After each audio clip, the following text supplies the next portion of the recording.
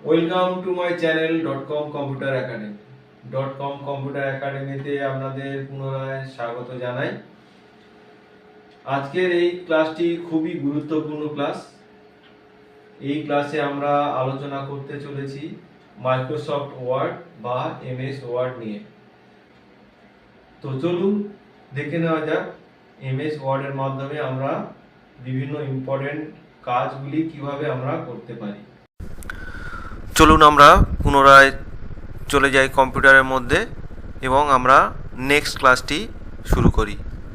তো আমরা কম্পিউটারের মধ্যে চলে এলাম। এখানে পুরনো একটি ফাইলকে ডবল ক্লিক করে সেটিকে ওপেন করে নিলাম।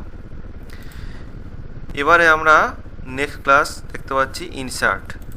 তো ইনসার্টের মধ্যে ক্লিক করার সঙ্গে সঙ্গে এখানে অনেকগুলি গুরুত্বপূর্ণ অপশানগুলি ওপেন হয়ে গেল। এর মধ্যে প্রথম অপশান আমরা দেখে নিই কনভার্ট পেজ, অর্থাৎ বর্তমান ফাইলের যে পেজগুলি এখানে আছে সেই পেজগুলি ছাড়াও পেজের উপরে যদি আমরা নতুন একটি পেজ নিয়ে আসতে চাই তাহলে এখানে আমরা ক্লিক করে দেব এবং এখান থেকে আমাদের প্রয়োজন অনুযায়ী বা পছন্দ অনুযায়ী আমরা যে কোনো একটি পেজকে আমরা এখানে ক্লিক করে নিয়ে আসব। সাপোজ এখানে এই পেজটিকে আমরা ক্লিক করে নিলাম।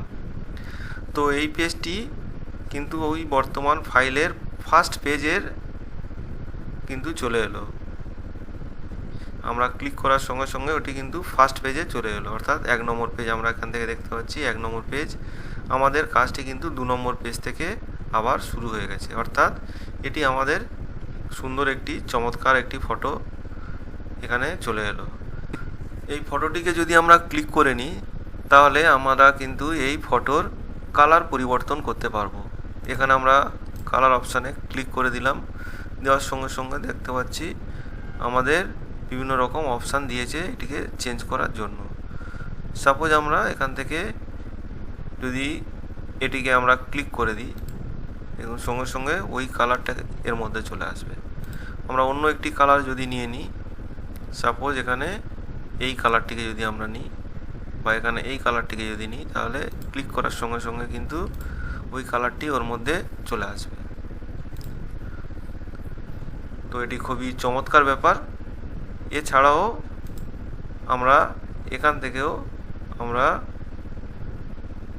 এই ছবিটির বিভিন্ন পরিবর্তনগুলি করতে পারবো। এছাড়া আমরা এখানে ফটোটির ফ্রেম আমরা পরিবর্তন করতে পারবো।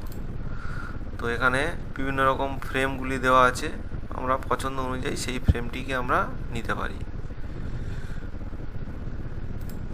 এছাড়াও আমরা ফটোর তলায় দেখতে পাচ্ছি যে বর্তমান লেখাটিকে সিলেক্ট করে নিয়ে আমরা এখানে লেখাটি পরিবর্তন করে নিই।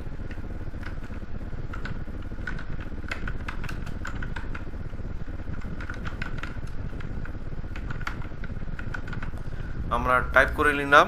এটি টাইটেল হিসাবে এটি বড় আকৃতির কিন্তু আসবে। তো আমরা এটিকে সিলেক্ট করে নিলাম। এই আকৃতিকে আমরা এখান থেকে ছোট করে নিতে পারি।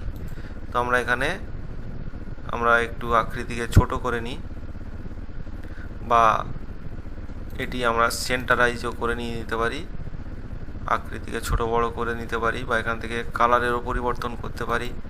আমরা আমাদের পছন্দ অনুযায়ী বিভিন্ন কালার এখানে চলে এসছে, আমরা সেই কালারগুলি এখান থেকে পরিবর্তন করতে পারি। তো আমরা এখানে আমাদের পছন্দ অনুযায়ী একটি কালার নিয়ে নিলাম এবং লেখাটিকে সেন্টারাইজ করে দিলাম। তো আমরা এখানে পছন্দ অনুযায়ী আমরা কিন্তু এখানে আমাদের অ্যাড্রেস দিয়ে দিতে পারি বা এখানে টেলিফোন নাম্বার আমরা দিয়ে দিতে পারি। এবারে নেক্সট পেজে আমরা চলে যাই। এটি হচ্ছে প্রথম পেজ, এই সেকেন্ড পেজে আমরা চলে এলাম। এখানে এসে আমরা কার্সারটিকে কোনো একটি পজিশানে আমরা রেখে দেব। সাপোজ আমরা কার্সারটি এখানে বা এইখানে আমরা রেখে দিলাম। দেওয়ার পরে ইনসার্টের মধ্যে চলে এলাম। আসার পরে আমরা নেক্সট অপশানে চলে আসব ব্ল্যাঙ্ক পেজ, অর্থাৎ কার্সারটি আমরা যেখানে রাখবো তার পরে থেকে যদি আমরা ব্ল্যাঙ্ক পেজ বা ফাঁকা পেজ নিয়ে আসতে চাই, সাপোজ এই লেখাটির পরে আমাদের কোনো লেখার প্রয়োজন নেই, নেক্সট পেজে গিয়ে আমরা ব্ল্যাঙ্ক পেজে আবার নতুন করে কিছু লিখতে চাই, তাহলে আমরা এখান থেকে যদি আমরা একবার ক্লিক করে দিই ব্ল্যাঙ্ক পেজ, সঙ্গে সঙ্গে কী হলো দেখুন এখানে ব্ল্যাঙ্ক পেজ একটি চলে এলো।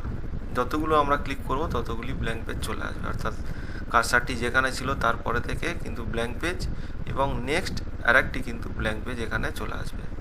ব্ল্যাঙ্ক পেজের প্রয়োজন না হলে আমরা এখানে কিবোর্ড থেকে ডিলিট পুশ করে আমরা ব্ল্যাঙ্ক পেজটিকে কিন্তু সরিয়ে দিতে পারি বা উঠিয়ে নিতে পারি।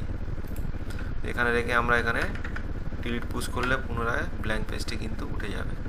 তো দেখে নিলাম ব্ল্যাঙ্ক পেজ কিভাবে ইনসার্ট করে নিয়ে আসতে হয় এবং সেটিকে ডিলিটও কিভাবে করতে হয়।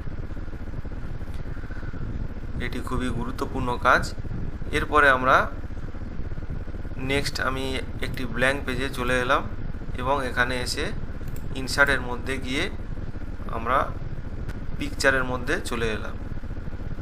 পিকচারে আমরা যদি ক্লিক করে দিই তাহলে এখানে আমাদের ফাইলের মধ্যে অবস্থিত যে কোনো পিকচারকে আমরা এর মধ্যে নিয়ে আসতে পারি। সাপোজ এখানে একটি পিকচার আমরা সিলেক্ট করে নিলাম। এই পিকচারটিকে সিলেক্ট করার পরে এটিকে ইনসার্ট যদি করে দিই তাহলে পিকচারটি কিন্তু আমাদের পেজের মধ্যে চলে আসবে এবং এই পেজের মধ্যে ছবিটিকে আমরা সিলেক্ট করে ওই ছবিটির কিন্তু কালারকে পরিবর্তন করতে পারি। সাপোজ এখানে আমরা যদি কালার অনেকগুলো দেখতে পাচ্ছি, আমাদের পছন্দ অনুযায়ী আমরা যদি সেটিকে ব্ল্যাক অ্যান্ড হোয়াইট বা গ্রে কালার নিয়ে নিতে পারি। যদি আমাদের গ্রে কালারের প্রয়োজন না হয় সেটিকে আগের অবস্থায় ফিরিয়ে আনতে গেলে আনডু করে দেব বা কন্ট্রোল জেড আমরা পুশ করে দেব। দেওয়ার সঙ্গে সঙ্গে কিন্তু পুনরায় সেই কালারটিতে আবার ফিরে আসবে। পুনরায় আমরা ইনসার্টে চলে এলাম এবং কালার যে ফটোটি আমরা নিয়ে এসেছিলাম সেটিকে সিলেক্ট করে নিলাম। নেওয়ার পরে আমরা দেখে নেব যে এটিকে যদি আমরা ফ্রেমের মধ্যে নিয়ে আসতে চাই তাহলে আমরা এখানে বিভিন্ন রকম ফ্রেম অটোমেটিক দেওয়াই আছে। আমরা কর্নারটিকে যদি আমরা না রেখে রাউন্ড শেপ নিতে চাই তাহলে দেখুন এটিকে ক্লিক করলে রাউন্ড শেপ চলে আসবে। এখানে ক্লিক করলে এই রকম আসবে, এটি করলে হোয়াইট ফ্রেম, এটি এই রকম, নেক্সট এই রকম। এছাড়াও তলায় আরও বিভিন্ন রকম ফ্রেম দেওয়া আছে, আমাদের পছন্দ অনুযায়ী কিন্তু আমরা ফ্রেমগুলো নিতে পারি। দেখুন এই ফ্রেমগুলো কত সুন্দর চমৎকারভাবে চেঞ্জ হয়ে যাচ্ছে। যদি আমরা রাউন্ড শেপ নিতে চাই তাহলে এইটা রাউন্ড শেপের মধ্যেও চলে আসবে। আমরা এখানে ক্লিক করে আমরা একটি ফ্রেমকে সিলেক্ট করে নিলাম। সাপোজ এই ফ্রেমটিকে আমরা নিয়ে নিলাম। তো আমরা দেখে নিলাম যে চমৎকারভাবে আমাদের পেজের মধ্যে ইনসার্টের মধ্য দিয়ে কিভাবে ফটো নিয়ে আসতে হয় এবং তার কালার পরিবর্তন এবং ফ্রেম কিভাবে আমরা পরিবর্তন করব সেটি আমরা দেখে নিলাম। চলুন নেক্সট অপশানে আমরা চলে যাই। Clip art. আমরা ফটো তো আমাদের ফোল্ডারের মধ্য থেকে নিয়ে এসেছি, এবারে আমরা দেখব যে ক্লিপ আর্টের মধ্য দিয়ে আমরা কিভাবে ফটোটি নিয়ে আসতে পারবো। তো আমরা ক্লিপ আর্টে ক্লিক করে দিলাম। ক্লিপ আর্টের মধ্যে ক্লিক করার সঙ্গে সঙ্গে ডান দিকে আমরা দেখতে পাচ্ছি ক্লিপ আর্টের অপশানটি চলে এসছে। এখানে আমরা সবসময় এই বক্সটিকে আমরা টিক করে দেব, ইনসার্ট অফিস, এটিকে টিক করে রাখবো এবং অলটিকে আমরা সিলেক্ট করে দেব যদি সিলেক্ট না থাকে। নেক্সট আমরা এখানে গোতে ক্লিক করে দেব। গোতে ক্লিক করার সঙ্গে সঙ্গে আমরা দেখতে পাচ্ছি যে এখানে কম্পিউটারের মধ্যে ক্লিপ আর্টের মধ্যে কিন্তু অটোমেটিক অনেক ফটো রাখা থাকে। সেই ফটোগুলি আমরা এখান থেকে কিন্তু যদি ক্লিক করে নিই তাহলে কিন্তু সেই ফটোটি আমাদের এই পেজের মধ্যে কিন্তু চলে আসবে। সাপোজ আমরা এখানে দেখতে পাচ্ছি এই ডক্টরসের সিম্বল আছে, এটিকে আমরা যদি ক্লিক করে নিই এখানে চলে আসবে এবং আমরা এটিকে প্রয়োজন অনুযায়ী আমরা ছোট বড় বা বিভিন্ন মুভ করতে পারবো। এছাড়াও যদি আমরা অন্য ফটো চাই, সাপোজ এখানে এই ফটোটিকে আমরা ক্লিক করে নেব। নেওয়ার সঙ্গে সঙ্গে কিন্তু কম্পিউটারে বসে এখানে টাইপ করছে সেই রকম একটি ফটো আমরা দেখতে পাচ্ছি। এছাড়াও আমরা তলায় আমরা গেলে এখান থেকে অনেক ফটো কিন্তু আমরা পেয়ে যাব এবং সেই ফটোটিকে আমরা যখনই ক্লিক করে দেব আমাদের পেজের মধ্যে কিন্তু সেই ফটোগুলি চলে আসবে। দেখুন আমরা যতগুলি ওই ফটোর উপরে ক্লিক করব ততবার কিন্তু ওই ফটোটি এই পেজের মধ্যে আসবে। আমরা চাইলে এক ফটো বারবার আমাদের পেজের মধ্যেও নিয়ে আসতে পারি। তাহলে আমরা দেখে নিলাম যে পেজের মধ্যে কিভাবে আমাদের ফাইল থেকে ফটো নিয়ে আসা যায় এবং ক্লিপ আর্টের মধ্য থেকেও আমরা কিভাবে ফটো নিয়ে আসতে পারি। এখানে ফটোটিকে সিলেক্ট করেও আমরা সেই ফটোটি ছোট বা বড় আকৃতিতে করতে পারবো।